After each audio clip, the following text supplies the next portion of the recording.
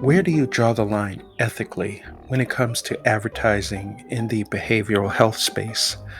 I'm Lance. I consult in this space, and I want you to tell me if this behavioral health startup is an illustration of false advertising and exploitation of tennis legend Serena Williams. Ours is an online startup focused on relationship counseling, and they've just launched after raising $5 million in seed funding. One of their investors is Serena Williams, and in their launching media push, this startup has issued a press release featuring Serena Williams, and she's quoted, as you see right there between those red arrows, where it says, "Research shows that relationships are the most important factor to our overall health and well being." Serena's quote is not true. It's a false statement, and this startup knows this. For the record, the true fact per what is being said, the most important factor to our overall health and well being that research shows is diet, not relationships. Press releases are carefully scripted. This false statement is not a mistake. It was manufactured, canned, and fed to Serena Williams to repeat, and not only repeat, but to do so out of context and stripped of accuracy. Let me show you how this was done. In her quote, what Serena is referring to in saying research is not behavioral health study that was published. Serena's use of that word research is connected to something that was started and completed in the month of April 2022. After this startup's development and less than 2 weeks prior to their launch. This startup has a link on their website titled Research, and on that page, between those red arrows, disclosed is how this research began and ended in April 2022, less than 2 weeks prior to their launching. Couple this fact with how this startup also says their launching is the culmination of a nearly 2-year effort of working with thousands of couples. There you see them saying this on one of their social media platforms, and note the date, May 11. The question is, why would the research come after the fact, after the development of the startup and just prior to launching? The answer is the research is manufactured marketing strategy to conjure the appearance that what this startup does has been studied, tested, and is proven, when none of that has happened or applies. In the mental wellness behavioral health space, unfortunately, the word research is often used to manipulate perception. When a behavioral health startup uses the word research, people understandably equate that language with proven study in behavioral health, something that was published, and none of that is true here. This startup entered a transactional relationship with a consumer information business called Arch Insights. They bought and paid for an online consumer survey, and that is in fact what Serena is referring to when she uses the word research, whether she knows it or not. When I say transactional, I'm saying the consumer information company, Arch Insights, delivered the statistical outcome the startup wanted before their launch. And in return, they received a payment, I'm sure.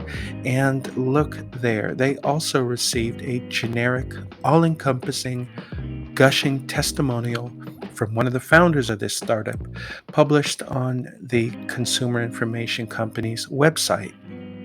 In sum, this consumer survey data, parading as behavioral health study, is the product of a you scratch my back, I'll scratch yours transaction. This startup has on their website what they call their key findings from their consumer survey. That's what you see right there. And it says the majority of individuals, 89%, believe that relationship health is one of the most important factors for their mental and emotional health. If that sounds familiar, it's because their press release quotes Serena Williams saying, "Research shows that relationships are the most important factor to our overall health and well-being." Let's place the consumer survey key findings next to Serena's quote in the press release. Look at that. Serena Williams is very capable of forming original thoughts, but that's not what you see here, is it? The startup has Serena Williams parroting the key findings of their online consumer survey, except they have Serena calling it research, and they've removed all the qualifying language like one of the most to transform Serena's statement to be a declarative fact, which they know is false, and they know no such research exists. There's no mistake taking place here. This is all intentional. And it does not end here. They also have Serena saying, and focus on what you see in those red arrows. Ours, the name of the startup, offers a reimagined and preventative solution to relationship wellness that's not only experiential and research backed. Okay, hold it right there. There's nothing in this startup's press release or on their website to suggest their solution is research backed. Here, this startup has Serena Williams talking about their solution, which is a productized flat fee relationship counseling. They combine into one package a combination of live online counseling and interaction with their software. I don't believe this startup has any evidence to support what they have Serena Williams saying here to be accurate or true. And to be clear, this startup itself does not say this about themselves. Yes, they allude to it, but they draw the line there, and they do not say what they have Serena saying about them. Claiming their solution to be research backed is a big statement, and when you look at the definition of research backed, there is a criteria to meet that standard, and note what's in that red circle. Especially true in healthcare marketing, how you make people feel is often more important than what you say. And this startup has Serena Williams using language to make the public feel their solution is studied, tested, and proven when it's not. You're seeing the appropriation of language that carries weight, influence, and sway, taken out of one context, online consumer information survey, and parachuted into a whole different context and masquerading as clinical behavioral health research.